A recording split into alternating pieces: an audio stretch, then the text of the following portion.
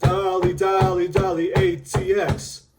Hello, soccer fans. My name is Ty Roeder. I am the host of the Verde and Black Show here on YouTube. I am a proud graduate of the University of Texas, where I got my master's in sports management. Before that, I played soccer at a small school in Arkansas called Lyon College, where I was a center back and center defensive midfielder. What I look to bring is kind of some analysis, in-depth look at Austin FC, and discuss with guests and hosts about what to expect with Austin FC in their second season in MLS. After, a rough 2021 first season for Austin FC, I think I was conservative. I was not expecting a 5-0 wallop of FC Cincinnati, but the good news is it started off much better than last season. 2021 had its ups and downs.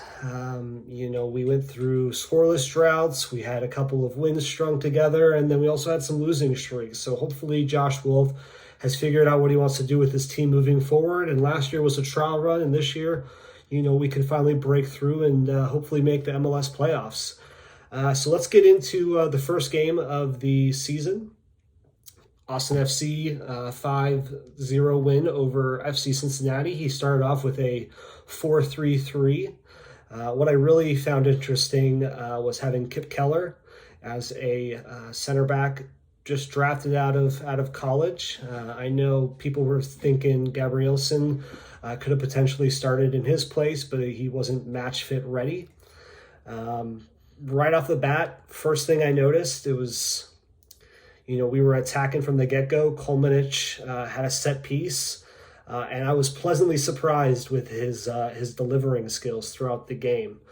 With that goal that Dominguez had, I couldn't tell if Kolmanich purposely meant to skip it in there, but he did so, and nonetheless, Cecilio Dominguez was able to follow through with a goal within the first 5 minutes. One thing I did take note of was, although we were able to score 5 goals, FC Cincinnati had chances, and FC Cincinnati should have scored at least 2 to 3 goals, if not more. So it definitely could have been a different shaped game. I don't think FC Cincinnati was ready to play in the particular weather environment that was Saturday afternoon, evening. Unfortunately, they had to deal with the wetness, but like any sports game, you're playing. Both teams have to deal with the environment, and Austin FC definitely capitalized on their game plan of attacking from the get-go and not holding up. After the first goal, with Dominguez scoring, and then Ring with his terrible shot that happened to find the back of the net. I'll give Ring the benefit of the doubt there, and that's what he was trying to do.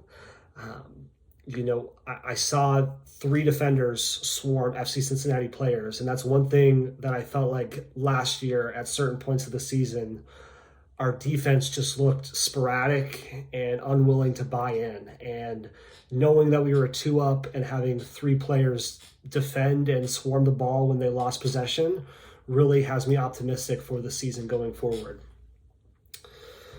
Another thing that we need to look forward to and keep an eye on is whether or not we can stay healthy. I know we had some people go down early on last season, like Ben Sweat. Luckily, we had Kolmanich step in, who's been an added benefit to the team. Driussi now has a full season under his belt for Austin FC, looking to see what he does, as well as Max Urruti up top. One of the things defensively I think Josh Wolf can work on with the team moving forward, it felt like as the game progressed, FC Cincinnati kept being able to have open look chances. They didn't put any away. That's why it was 5-0. But they had point blank chances where, unless Stuver pulls out some of his magic tricks like he did last season, you're looking at probably at least 2 goals for FC Cincinnati. Luckily, the cards didn't fall for FC Cincinnati and Kip Keller and Cascante looked a lot better than I think the score shows. Also, our midfield did pretty well attacking wise. Defensively, I would have liked to see them prevent some of those over the top balls where it ends up being a one-on-one with Cascante or Keller. And then you're ultimately just relying on good defensive alignment and placement to stop the attack. So that's definitely, I think, what Austin FC can work on moving forward. The second half started off pretty strong. I think, FC Cincinnati by that point was pretty down in the dumps. 3-0 at halftime, and then you have Dominguez score his second goal of the game, second goal of the season for Austin FC. And what I loved about that goal, probably my favorite goal of the game, was Driussi could have taken the shot himself and scored most likely, but he saw that Dominguez was open, had a clear shot on goal. Even up 3-0, he decided to lay it off for Dominguez, and Dominguez put it in the back of the net. That is something that you can't really teach a player. The unselfishness that Driussi scored or displayed is something that I hope we see moving forward with not just Driussi, but all of Austin FC players, that they put the team above their own personal accolades. Other than that, we had Gite's goal. It was kind of a mishap for FC Cincinnati. I don't really know what FC Cincinnati was hoping out of that game, but it just seemed like they were miscombobulated. So I think that kind of goes in hand with, we wanted to start off strong. We did. It was 5-0. But we also have to look at it from the fact of who we were playing. FC Cincinnati is going to be at the bottom of the table. And ultimately, this game should have ended up being 5-2, 5-3. Maybe we could have scored another goal here and there, potentially. I know Dominguez had one that he kind of skyrocketed over the crossbar there in the second half.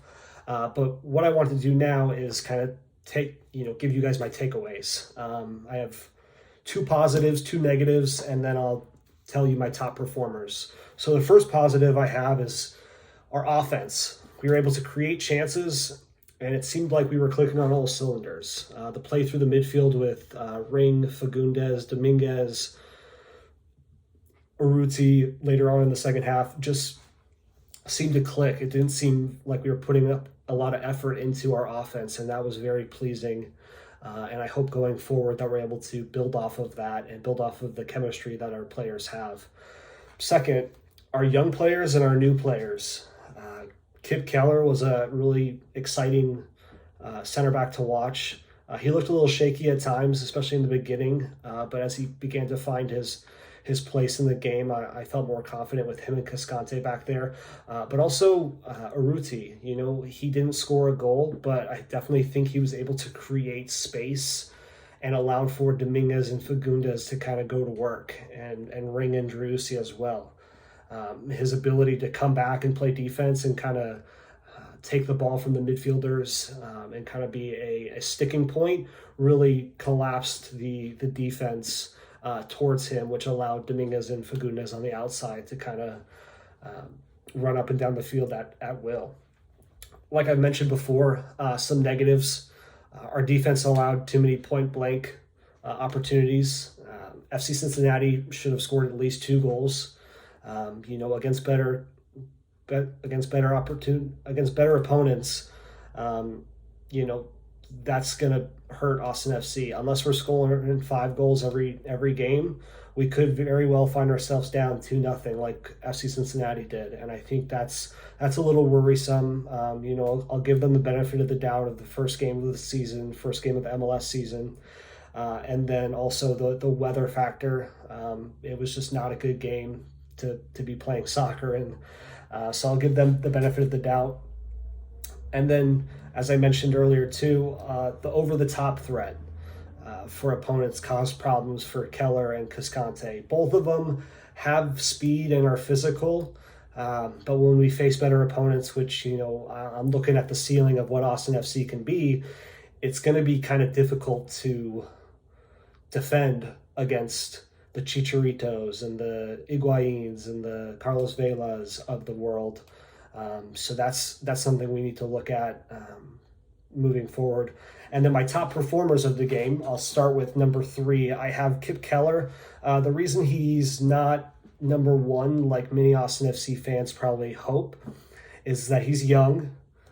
It was his first MLS game. I thought he did very well. He was confident on the ball and defended well against MLS opponents. So you can't really expect more out of him. I think Wolf substituted him out because he had a yellow card and was kind of wary of his legs at the professional level. Number 2, I have Kolmanich. I thought his delivering skills with his left foot were exemplary. I mean, every time he was whipping it in with his left foot, and I think that's a very important attribute for Austin FC moving forward, is the ability to have set piece opportunities and create chances that way, because with corners and set pieces around the box, you need to have someone who's going to be able to deliver a quality ball, and Kolmanich did that. And then my first top performer for Austin FC, the first game, was obviously Cecilio Dominguez. I mean, 2 goals, with those 2 chances with many more chances created, he probably could have had a hat trick had he put away that one over the bar. But I mean, man, this guy, some fans, it feels like, are divided with Dominguez. Some like him, some kind of wanted him to go away with Pochettino, but I think he exalted what he is planning on being for Austin FC along with Ring, and that is the centerpiece of our foundation along with Stuver. I mean, he was running all over the place. He was getting active on defense, and that's really all you can ask for someone who's been around soccer for as long as he has. And it was nice to see him succeed with those two goals in his in the first game for Austin FC. But yeah, that's kind of it. I appreciate y'all listening. If you wouldn't mind giving it a follow, and as I continue on in the season, I hope to continue with good information and analysis for you guys as each game plays out. All right, take care, all.